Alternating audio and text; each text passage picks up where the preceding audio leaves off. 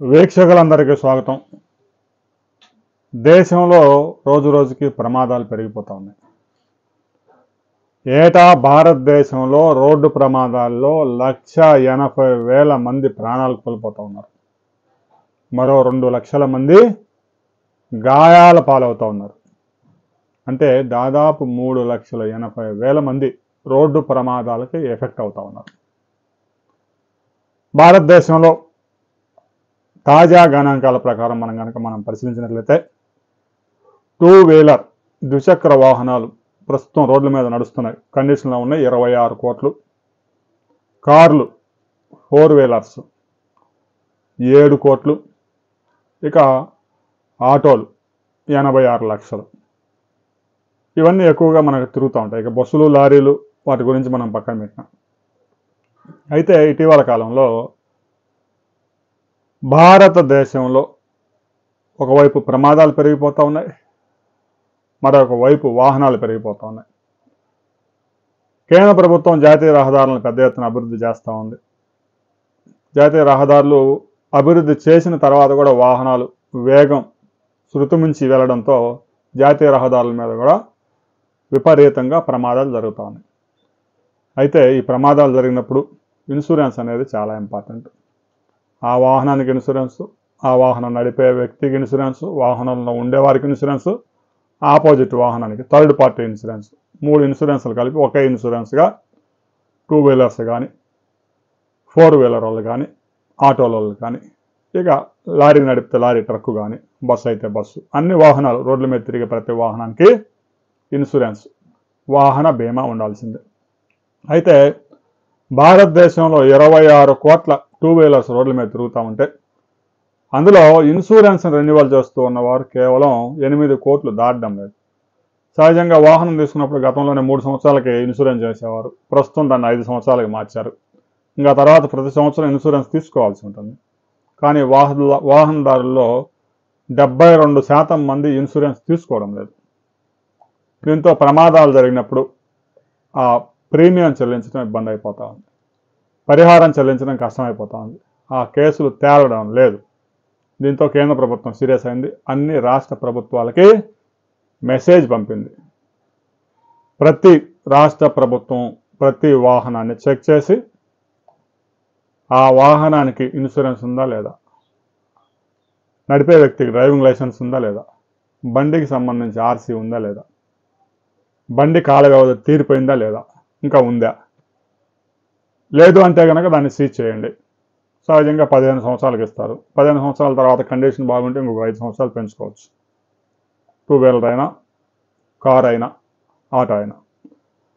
అయితే దీని వెనుక ఇన్సూరెన్స్ కంపెనీల ఒత్తిడి ఉంది అనే విషయం తెలుస్తూ ఉంది. ఇన్సూరెన్స్ కంపెనీలు, వాహనాలు ఇన్సూరెన్స్ చేసే కంపెనీలు దాదాపుగా భారతదేశంలో 32 కంపెనీలు ఇన్సూరెన్స్ చేస్తూ ఉన్నాయి. ఈ కంపెనీల వెనుక బీజేపీకి చెందిన కేంద్రంలో ఒక కీలక నేత కుమారుడు ఉన్నాడు అనే విషయం తెలుస్తూ ఉంది. ఇన్సూరెన్స్ కంపెనీల వ్యాపారం సరిగా నడవడం లేదు.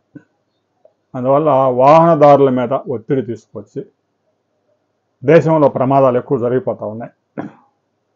వాహనాలు ఇన్సూరెన్స్ చేయడం లేదు అనే విషయాన్ని తెర మీద తీసుకొచ్చారు. వాస్తవంగా చూసినా కూడా ఇన్సూరెన్స్లు కూడా లేవు. బండికి ఇన్సూరెన్స్లు ఉండడం లేదు, కారుకి ఇన్సూరెన్స్ ఉండడం లేదు, సగం మంది నడిపే వాళ్ళకి డ్రైవింగ్ లైసెన్స్లు ఉండడం లేదు, వాళ్ళ హెల్మెట్ అయితే 90% పెట్టుకోవడం లేదు. దేశంలో అరాచకంగా డ్రైవింగ్ నడుస్తూ ఉంది. ఆ డ్రైవింగ్ చేసే వాళ్ళని మనం దాన్ని సమర్థించడానికి కూడా లేదు. ఒక రెస్పాన్సిబుల్ డ్రైవింగ్ లేదు. ట్రాఫిక్ నిబంధనలు పాటించడం లేదు. ఇష్టం వచ్చినట్టు ఇష్టారాజ్యంగా డ్రైవింగ్లు చేస్తూ ఉన్నారు. హైదరాబాద్లో పాత బస్తీలో ఒకసారి పోలీసులు నాకాబందీ నిర్వహించి 2,000 2 వీలర్స్ చెక్ చేస్తే అందులో కేవలం 200 బైక్స్ 2 వీలర్స్గా మాత్రమే అన్ని లైసెన్సులు ఉన్నాయి. మిగతా అన్నీ కొన్నిటికి లైసెన్సులు, కొన్నిటికి ఆర్సీలు, కొంతమందికి బండి ఎవరిదో తెలియదు. ఇవన్నీ దొంగ బండ్లు కాజేసి ఒక ప్రాంతంలో దొంగతనం చేసి ఇంకో ప్రాంతాన్ని తీసుకుపోయి అమ్మేస్తే వాటిని వేసుకుని తిరుగుతూ ఉంటారు. ఇక అలాంటివన్నీ ఎక్కువైపోతాయి. వాటికైతే అసలు ఇన్సూరెన్స్ కూడా చేయరు. ఇక రాబోయే రోజుల్లో ఇన్సూరెన్స్ లేకుండా రోడ్డు మీద తిరగడం కష్టం. డ్రైవింగ్ లైసెన్స్ లేకుండా తిరగడం అవ్వదు, హెల్మెట్లు లేకుండా తిరగడం సాధ్యం కాదు. అందుకే రాష్ట్ర ప్రభుత్వాలు పెద్ద ఎత్తున పెనాల్టీ వేసి రోడ్ల మీద తిరిగే వాహనాలని క్రమశిక్షణ పాటించే విధంగా, వాహన చోదకులకు క్రమశిక్షణ పాటించే విధంగా పోలీసుల మీద ఒత్తిడి చేస్తూ ఉంది. పోలీసులు సాధ్యమైనంత వరకు తనిఖీలు చేస్తూనే ఉన్నారు. జనం మారాలి. రోడ్డు మీద వెళ్ళేటప్పుడు రెస్పాన్సిబిలిటీ ఉండాలి. అతనికి ప్రమాదం జరగవచ్చు, అతనితో పాటు అతని ప్రమాదం వల్ల అవతల వారి వ్యక్తుల ప్రాణాలు కూడా పోవచ్చు. అందువల్ల రోడ్డు మీద డ్రైవింగ్ అనేది అది నిర్లక్ష్యం చేసే పని కాదు, చాలా రెస్పాన్సిబిలిటీగా చేయాలి. రాబోయే రోజుల్లో ఈ పోలీస్ ట్రాఫిక్ వాళ్ళు కానీ పోలీసు కానీ వేసిన చలానా ఏదైతే ఉంటుందో ఆ చలానా 90 రోజుల్లో కనుక పే చేయకపోతే, అలాగే వదిలేస్తే డ్రైవింగ్ లైసెన్సులు కూడా రద్దు చేసే వ్యవహారంలో కేంద్రం కీలక నిర్ణయం తీసుకోబోతోంది. దేశవ్యాప్తంగా 12,000 కోట్ల రూపాయలు పెండింగ్ పడిపోయి ఉన్నాయి చలానాలు. ఒక తెలంగాణలోనే 136 కోట్ల రూపాయలు పెండింగ్ ఉంది. హైదరాబాద్ నగరంలోనే 110 కోట్లు ఉంటాయి. ఈ చలానాలు 5 సంవత్సరాలకు 6 సంవత్సరాలు కూడా పే చేయడం లేదు వాహనదారులు. ఒక్క బండి మీద 30-40 చలానాలు రాస్తున్నారు, అవి వసూలు చేసే ప్రక్రియ లేకుండా పోయింది. రాబోయే రోజుల్లో బండి గనక చలానాలతో ఉంటే ఇక ఆ బండి సీజ్, డ్రైవింగ్ లైసెన్స్ క్యాన్సిల్. దీనికి సంబంధించి కేంద్ర కేబినెట్ రాబోయే కొద్ది రోజుల్లో నిర్ణయం తీసుకోబోతా ఉంది. ఆ నిర్ణయం వెలువడిన తర్వాత మనం మరిన్ని వివరాలతో మరో వీడియోలు తెలుసుకుందాం.